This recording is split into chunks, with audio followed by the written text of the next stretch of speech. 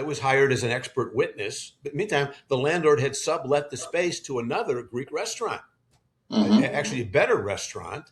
And so you say, what's the problem? The problem was the landlord had leased to a restaurant at half the rent my client was paying. And my client had built out the restaurant, so there was no cost for this new tenant to move in. And the landlord had this deal in his back pocket waiting for COVID to end. So what am I doing there? I was hired as the expert witness by this little local merchant, by his attorney, to challenge the landlords, as you know, have a duty to mitigate damages.